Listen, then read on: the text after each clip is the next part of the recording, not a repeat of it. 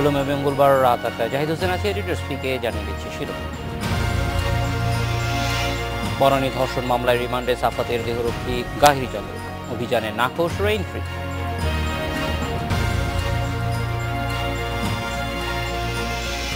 SSC পরীক্ষার fall challenge করল 2.5 লাখ শিক্ষার্থী, ফল প্রকাশ 30 মে।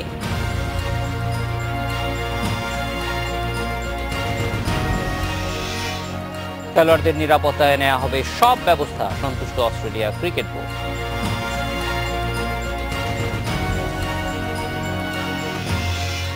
বনানীতে ধর্ষণের মামলার প্রধান আসামি সাফাতের দেহরক্ষী 3 দিন এবং গাড়ি চালকের 4 দিনের রিমান্ড মঞ্জুর করেছে আদালত। দুপুরে ঢাকা মহানগর হাকিম লস্কর সোহেল রানার আদালতে এ আদেশ দেন।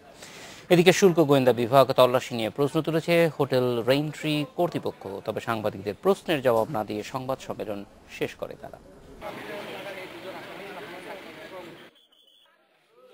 বনানীর হোটেল রেইনট্রিতে ধর্ষণের ঘটনায় মামলার 9 দিন পর গ্রেপ্তার করা হয় 2 আসামি বিল্লাল ও রহমতকে।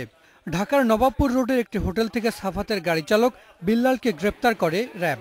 গুলশান থেকে দেহরক্ষী রহমতকে অস্ত্রসহ গ্রেপ্তার করে পুলিশ। জিজ্ঞাসাবাদের জন্য আসামি বিল্লাল ও রহমতকে আদালতে নিয়ে 10 দিনের রিমান্ড আবেদন করে পুলিশ। শুনানি শেষে বিল্লালকে 4 দিন ও রহমতকে 3 দিনের রিমান্ড দেন মহানগর হাকিম লস্কর সোহেল রানা। ড্রাইভার তাকে দিয়ে সাফাত আহমেদ তাকে এই ধর্ষণের ভিডিও ধারণ করে এবং পরবর্তীতে এই ধর্ষণের পরে এই দেহরক্ষী রহমত আলী সে ভিকটিমদের বাসায় যায় এবং সে তথ্য সংগ্রহ করার জন্য যায়। এজাহারে বর্ণিত 2 জন আসামি গ্রেপ্তার হয়েছে। এখন এদের বিরুদ্ধে এজাহারের বডিতে কোথাও যে ধারা মামলাটি রুজু করা হয়েছে সেই ধারা কোনো সুস্পষ্ট অভিযোগ উল্লেখ নাই। এদিকে 2 বিশ্ববিদ্যালয় শিক্ষার্থীর ধর্ষণের ঘটনায় নিজেদের অবস্থান তুলে ধরতে সংবাদ সম্মেলন ডাকে রেইনট্রি হোটেল কর্তৃপক্ষ। আবাসিক হোটেলের শুল্ক গোয়েন্দা বিভাগের অভিযান নিয়ে প্রশ্ন তোলেন হোটেলের ব্যবস্থাপক। 13 মে শনিবার যেখানে মাদকদ্রব্য নিয়ন্ত্রণ অধিদপ্তর কর্মকর্তারা হোটেলের প্রতিটি রুম তল্লাশি চালিয়ে কোনো কিছুই উদ্ধার করতে পারেনি, তাহলে কিভাবে 14 মে রবিবার সকালে শুল্ক বিভাগের অভিযান হোটেলের একটি কক্ষে 10 বোতল মদ পাওয়া গেল, সেটা আমাদেরও প্রশ্ন আপনাদের বিবেকের কাছে। তবে সংবাদ সম্মেলনে প্রশ্নোত্তর অংশে সাংবাদিকদের প্রশ্নের সদুত্তর দিতে পারেনি হোটেল কর্তৃপক্ষ।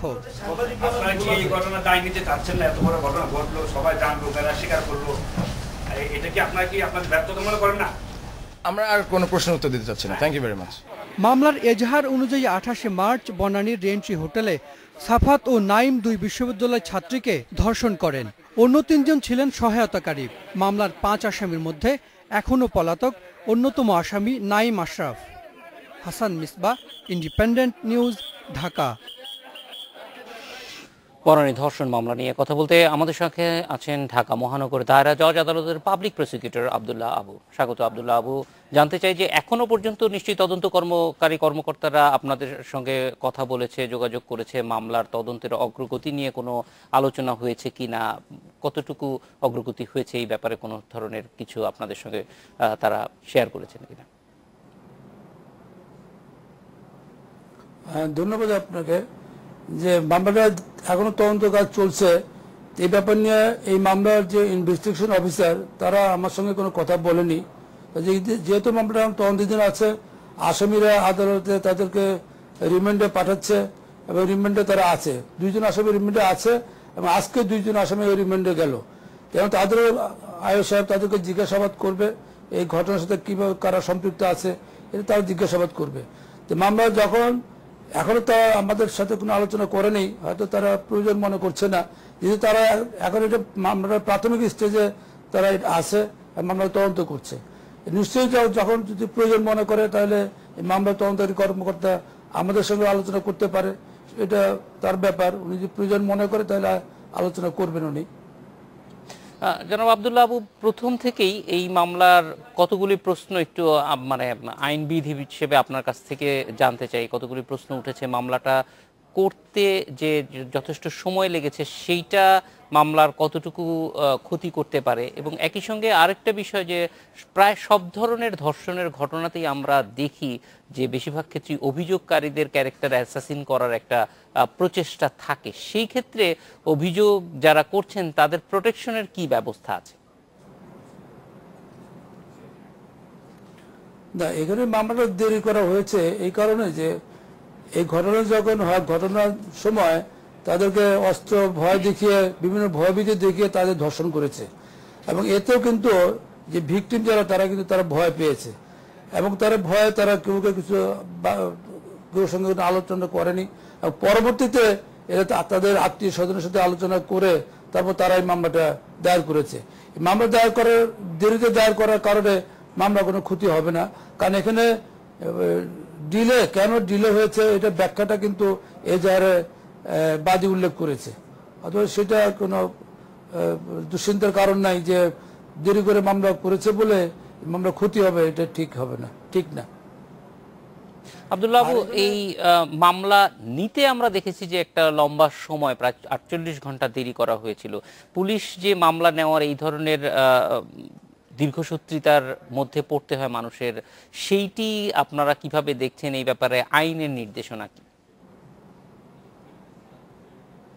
না, আইনের নির্দেশনা হচ্ছে যে যখন কোনো এজাহারকারী কোনো মামলার কমপ্লেন উনি থানায় নিয়ে আসবে, তখন সেটা মামলার গুরুত্ব বুঝে সেটা মামলাটা সাথে সাথে নেওয়া উচিত।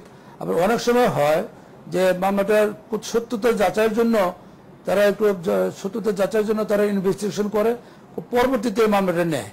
তো এই ক্ষেত্রে যে মামলাটা যখন বাদী তারা ধর্ষণের ঘটনা থানায় এসে বললো, তবে সঙ্গে সঙ্গে মামলাটা নেওয়া উচিত ছিল, কারণ এখানে আমি যেটা পত্রিকা যেটা পড়েছি যে ব্যাখ্যা দিয়েছে যে থানার যে ওসি সাহেব ব্যাখ্যা দিয়েছে যে এটা তারা একটু তদন্ত করে দেখছে যে ঘটনার সত্যতা কতটুকু আছে, এটা জানার জন্য একটু দেরি করেছে, যার জন্য মামলাটা এফআইআরটা লস করতে তারা দেরি করেছে।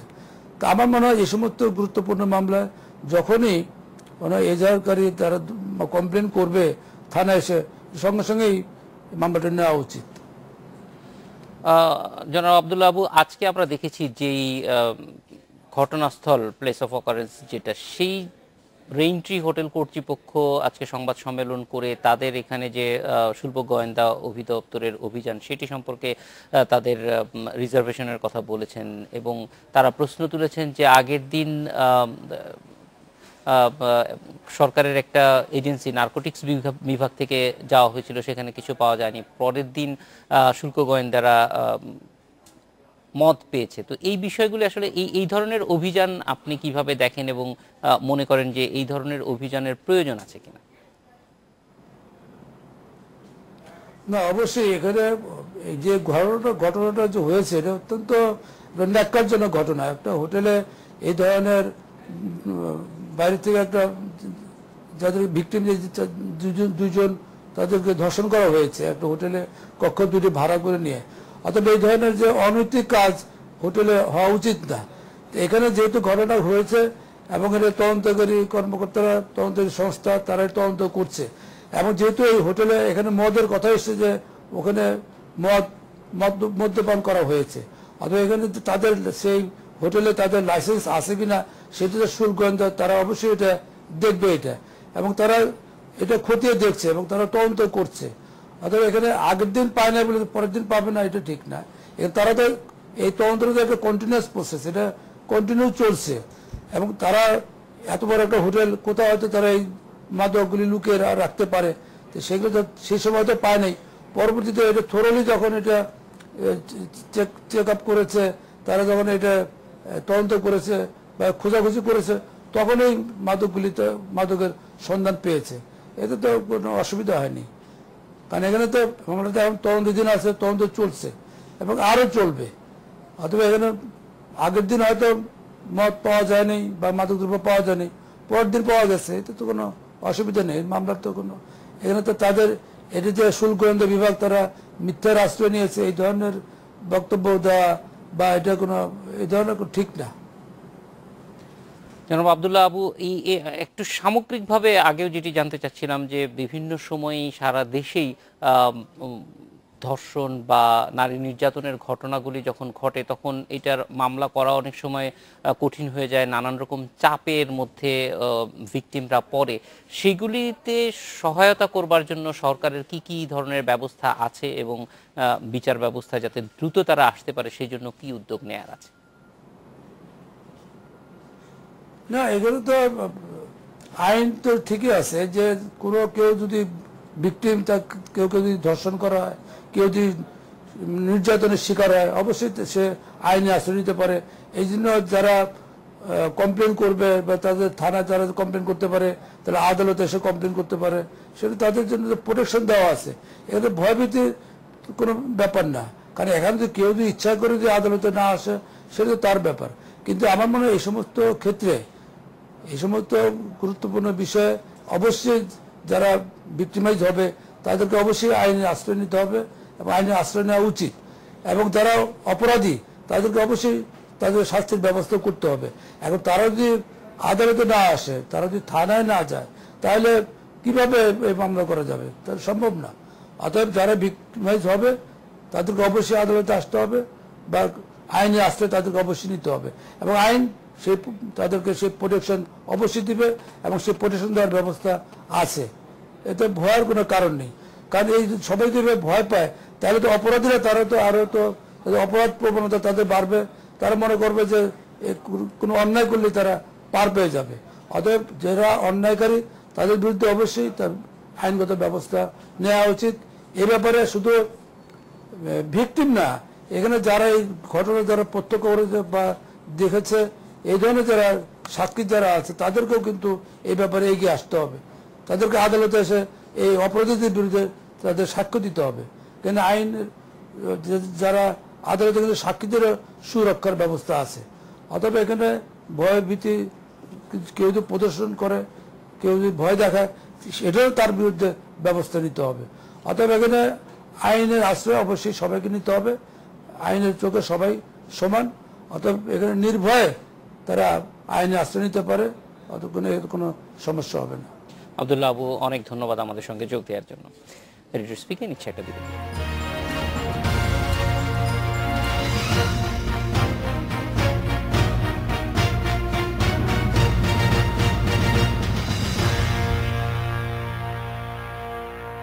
এসএসসি পরীক্ষার ফল চ্যালেঞ্জ করেছে 2.5 লাখ শিক্ষার্থী। শিক্ষা বোর্ডগুলোতে জমা পড়েছে 5 লাখ উত্তরপত্র পুনর্নিরীক্ষণের আবেদন। 30 মে প্রকাশ করা হবে এর ফল। এ বিষয়ে কথা বলতে আমাদের সঙ্গে আছেন রাজশাহী শিক্ষা বোর্ডের সাবেক চেয়ারম্যান অধ্যাপক তানবীরুল আলম এবং বরিশাল শিক্ষা বোর্ডের সচিব বিপ্লব কুমার ভট্টাচার্য। অধ্যাপক তানবীরুল আলম, 2.5 লাখ শিক্ষার্থী তাদের খাতা পুনর্মূল্যায়নের জন্য আবেদন করেছেন। এই সংখ্যাটি আসলে কিভাবে দেখছেন আপনি? ধন্যবাদ আপনাদের সকলকে।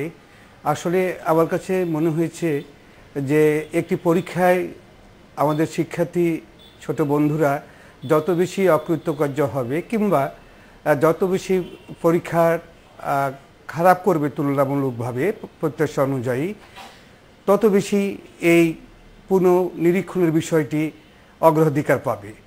সেই ভিত্তিতে হয়তো এবার সংখ্যাটা অনেক পরিমাণে বৃদ্ধি পেয়েছে, যা হয়তো ছেলে মেয়েদের জন্য কিংবা অভিভাবকদের জন্য এগুলো সামগ্রিকভাবে একটি কষ্টকর বিষয়। কারণ এত অল্প সময়ের ভিতরে এত বেশি উত্তরপত্র মূল্যায়ন করা অনেক সময় চ্যালেঞ্জিং হয়ে যায়, কঠিন হয়ে যায়, অনেক সমস্যাও থেকে যায়। তো এগুলোকে ওভারকাম কতটুকুভাবে করতে পারবে বোর্ড কর্তৃপক্ষ, সেটি তাদের বিবেচনার বিষয়। তবে আমার মনে হয় যত বেশি কম উত্তরপত্র থাকবে সংশোধনের জন্য, পুনর্নিরীক্ষণের জন্য, তত ছেলে মেয়েদের জন্য ভালো হয় বিষয়টি। অধ্যাপক তানবীরুল আলম, একদিক থেকে দেখলে দেখা যায় যে মানে শিক্ষার্থীদের কনফিডেন্স থাকা দরকার যে খাতাগুলি ঠিকভাবে মূল্যায়ন হয়েছে, আবার অন্য দিক থেকে যিনি চ্যালেঞ্জ করছে তার কনফিডেন্সের কারণেই নিশ্চয়ই চ্যালেঞ্জ করছে। ফলে এই বিষয়টি আসলেই অনেক বেশি জটিল মনে হয় আমার কাছে। হ্যাঁ, আপনি যেটা বলছেন সেটাও সত্য, কিন্তু এটাও সত্য যে একটি পরীক্ষার্থীর উত্তরপত্র নির্ভর করছে একজন পরীক্ষকের সকল গুণাবলীর উপর। তিনি যদি যথার্থ ভালো শিক্ষক হন, অবশ্যই একজন শিক্ষার্থী বঞ্চিত হবেন না তার প্রত্যাশিত ফলাফল থেকে বা নম্বর থেকে। কিন্তু অনেক সময় এগুলো হয়তো আমার শিক্ষার্থী বন্ধুরা পায় না বা বঞ্চিত হয়। এরকম কিছু কিছু ঘটনা, এরকম কিছু কিছু ব্যাপার থেকে যায়। তো এগুলো থেকে আমাদের যত চমৎকার নিয়ম নীতি সতর্ক অবস্থা অবলম্বন করা যেতে পারে, তত ছেলে মেয়েদের জন্য ভালো হবে, তত বেশি পরিমাণে আমরা এই ধরনের পুনর্নিরীক্ষণের জন্য যে একটা হিড়িক বা একটা যে আবেদনের যে প্রচণ্ড একটা বিশালতা, এটা হয়তো তত বেশি থাকবে না। অধ্যাপক তানভীরুল আলম, আপনি আমাদের সঙ্গে থাকুন। আমরা একটু বরিশালে যাব। বিপ্লব কুমার ভট্টাচার্য আছেন সেখানে। বিপ্লব কুমার ভট্টাচার্য, বরিশালে কত সংখ্যক এই ধরনের আবেদন পড়েছে এবং সেই আবেদন কিভাবে সাড়া দেয়া হচ্ছে? বরিশাল, ধন্যবাদ সঞ্চালক সাহেব। বরিশালে আবেদন পড়েছে সকল বিষয় মিলে আর কি, সকল বিষয় মিলে 23,396। এখন এই 23,396 হলো আমাদের টোটাল সংখ্যা, কিন্তু ছাত্র সংখ্যা আমাদের 7,000-এর মতো। গড়ে প্রতি ছাত্র 3টি বিষয়ে, তিনটি বিষয়ে আমাদের পুনর্নিরীক্ষণের জন্য আবেদন করেছে। হ্যাঁ, এই পুনর্মূল্যায়ন প্রক্রিয়াটা কি, কিভাবে পুনর্মূল্যায়ন হবে? যিনি আগে এই খাতাগুলো দেখেছিলেন তারাই দেখবেন নাকি নতুন করে পরীক্ষক নিয়োগ করা হবে? না না না, এটা নতুন করে পরীক্ষক নিয়োগ করা হচ্ছে এবং একজন পরীক্ষক 150-র বেশি খাতা দেখতে পারবেন না, সেই অনুযায়ী আমাদের পরীক্ষক নিয়োগ করা হয়েছে। এবং এরা মানে আগে এই খাতাগুলো দেখেননি, এটা নতুন করে আমাদের এক্সামিনার নিয়োগ দেওয়া হয়েছে এবং যারাদের মাস্টার ট্রেনার বলা হয় এবং তারা প্রশিক্ষণ প্রাপ্ত সেই সমস্ত শিক্ষকদেরকে আমরা মূল্যায়নের জন্য আনছি। বিপ্লব কুমার সরকার এবং তানভীরুল আলম, আপনারা দুজনে আমাদের সঙ্গে থাকুন। আমরা একটা বিরতির পর আপনাদের কাছে ফিরে এসে সামগ্রিকভাবে জানতে চাইব যে এইবার এসএসসি ফলাফলটা কেমন হয়েছে এবং এইটা মানে এই পর্যায়ে শিক্ষার্থীদের মান আরও বাড়ানোর জন্য কি করণীয় আছে। একটা বিরতির পর আপনাদের দুজনের কাছে ফিরে আসবো।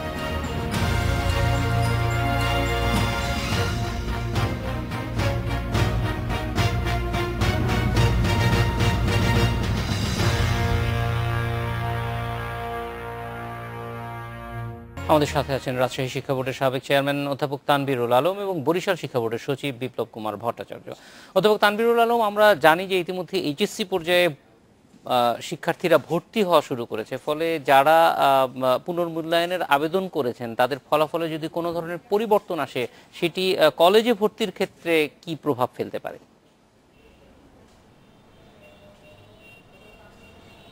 আসলে বরাবরের মতো এবারে একটি কথা বলা যায়, যদিও এটি অভিভাবকদের জন্য, আমাদের শিক্ষার্থী বন্ধুর জন্য একটি উদ্বেগের বিষয় যে সেই সময় যদি সংশোধিত রেজাল্ট না পাওয়া যায় তাহলে কি হতে পারে।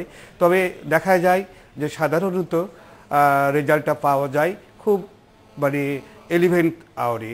ওই জন্য তারা একটু কষ্টের মধ্যে থাকে, অভিভাবকেরা কষ্টের মধ্যে থাকে। এই বিষয়টি যদি আরও চমৎকারভাবে নিশ্চিত করা যেত, 2-1 দিন আগেই যদি ফলাফলটা প্রকাশ করা হতো, তাহলে হয়তো তারা সুন্দরভাবে সেই নম্বর দিয়ে বিভিন্ন জায়গাতে মানে ভর্তির বিষয়টি নিশ্চিত করতে পারত। অধ্যাপক তানভীর, সেক্ষেত্রে ভবিষ্যতে এই জটিলতা এড়ানোর জন্য আপনার কোনো পরামর্শ আছে কিনা? আসলে জটিলতা একটি বিরাট কার্যক্রম করতে গেলে থাকবেই, সমস্যাই থাকবে।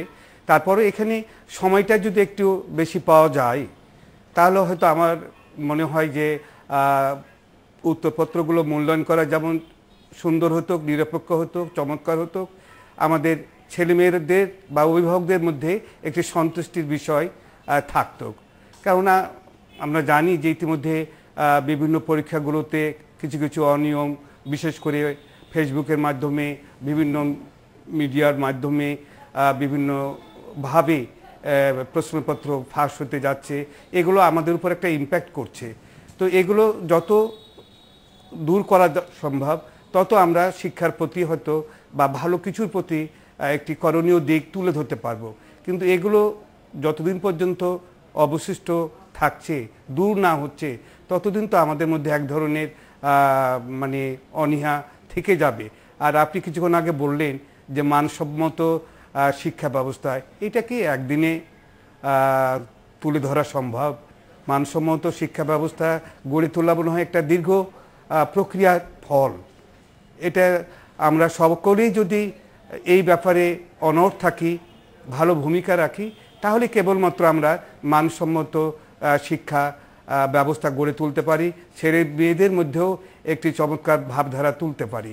কিন্তু সেটি নানা কারণে হয়ে উঠছে না। যদিও সরকার শিক্ষকদের জন্য নানান সুযোগ সুবিধা, নানা ট্রেনিং ব্যবস্থা, নানা প্রশিক্ষণের ব্যবস্থা গ্রহণ করছেন, এমনকি উত্তরপত্র মূল্যায়নের ক্ষেত্রে বিশেষ ব্যবস্থা গ্রহণ করা হচ্ছে, তারপরেও কোনো না কোনো ক্ষেত্রে একটা সমস্যা থেকেই যাচ্ছে, যে সমস্যাগুলো আমাদের শিক্ষা ব্যবস্থা একটা চমৎকার জায়গাতে উপনীত করার জন্য বাধা স্বরূপ বলে আমি মনে করি। এই বাধা দূর করার জন্য চেষ্টা চলছে। বিপ্লব কুমার ভট্টাচার্য, আপনার কাছ থেকে জানতে চাইবো যে বিশেষ করে মূল্যায়ন যাতে আরো ভালোভাবে করা যায়, শিক্ষকদেরকেও নানান রকমের প্রশিক্ষণের ব্যবস্থা আপনারা করছেন, এই ক্ষেত্রে সামগ্রিক কি উদ্যোগ নেওয়া হয়েছে?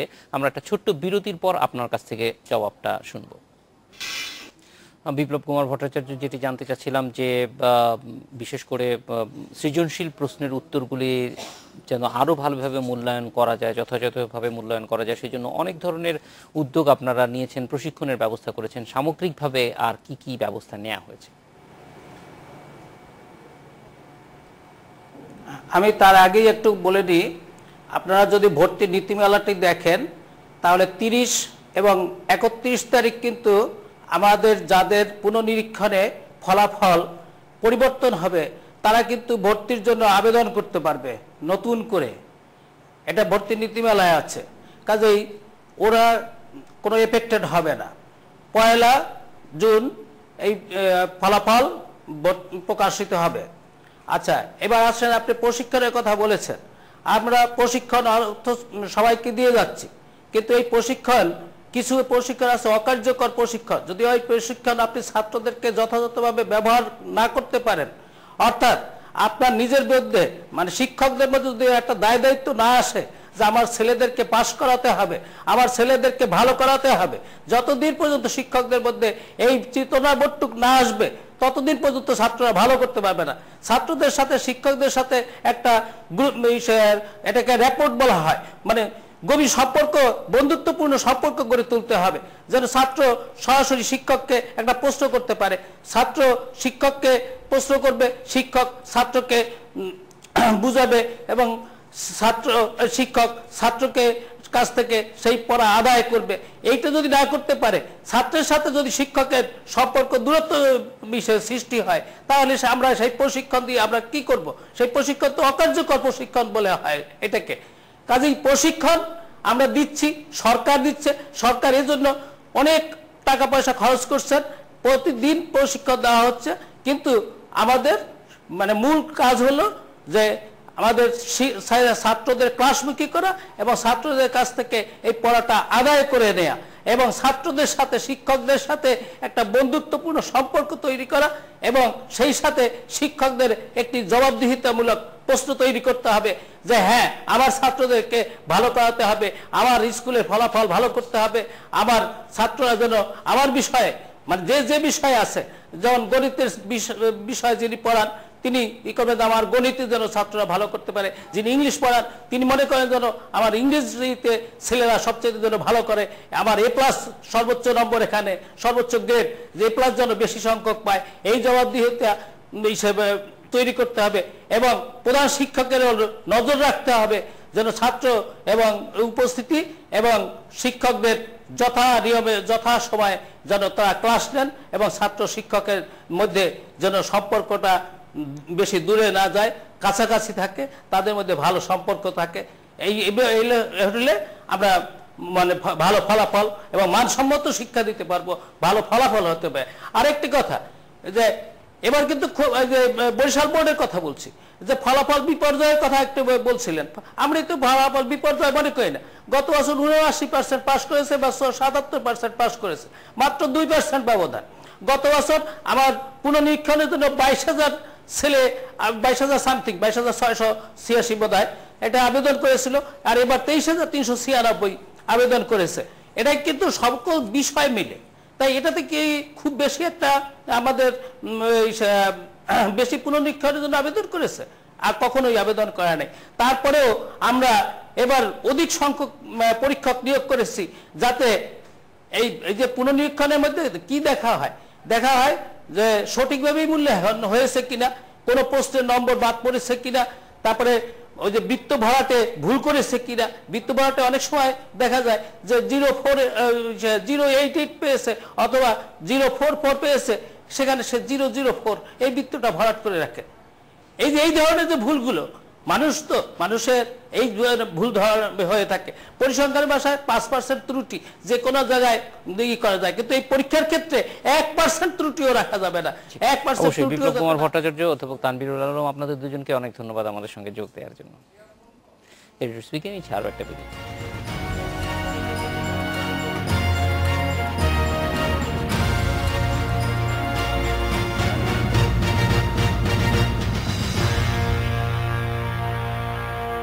নিরাপত্তা নিশ্চিতে ক্রিকেট অস্ট্রেলিয়ার সব চাহিদা পূরণের প্রতিশ্রুতি দিয়েছে স্বরাষ্ট্রমন্ত্রী আসাদুজ্জামান খান। বিকেলে স্বরাষ্ট্র মন্ত্রণালয়ে অস্ট্রেলিয়া নিরাপত্তা প্রতিনিধি দলের সাথে বৈঠক শেষে কথা বলেন তিনি। এর আগে সকালে পুলিশ প্রধানের সাথে সভা শেষে নিরাপত্তা ব্যবস্থা নিয়ে সন্তোষ প্রকাশ করেন শন ক্যারল।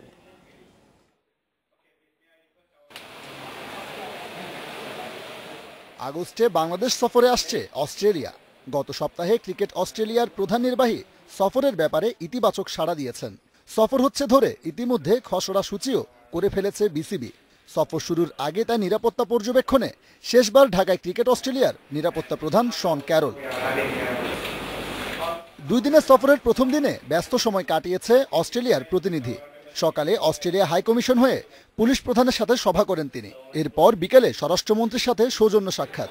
2 জায়গাতেই সর্বোচ্চ নিরাপত্তার আশ্বাস মিলেছে। যত ধরনের সিকিউরিটি, যত ধরনের ব্যবস্থা আমরা সবাই প্রোভাইড করব। ইংল্যান্ডকে যেরকম দিয়েছি সেটা বড় কথা নয়, তারা যেরকম সিকিউরিটি আমাদের কাছে চাবে আমরা ঠিক সেই ধরনের সিকিউরিটি আমরা তাদেরকে প্রোভাইড করব। বাংলাদেশে ক্রিকেট খেলতে আসলে কোনো সমস্যা হবে না বলেই আমাদের বিশ্বাস, কারণ সরকার, স্বরাষ্ট্র মন্ত্রণালয় যে সহযোগিতা করে আমাদেরকে, পৃথিবীর কোনো দেশে এইরকম সিকিউরিটি ক্রিকেট দল কখনো পায় না। 2 বছর আগে নিরাপত্তার অজুহাতে বাংলাদেশ সফর বাতিল করেছিল ক্রিকেট অস্ট্রেলিয়া। গত বছর অনূর্ধ্ব 19 বিশ্বকাপেও দল পাঠায়নি অজিরা। কিন্তু অক্টোবরে ইংল্যান্ড দল বাংলাদেশ সফর করলে পরিস্থিতি বদলায়। ইংল্যান্ড সফরের সময়ই ক্যারল বাংলাদেশে এসে নিরাপত্তা ব্যবস্থা পর্যবেক্ষণ করেছিলেন। এবারও তেমনটাই চাইছে ক্রিকেট অস্ট্রেলিয়া।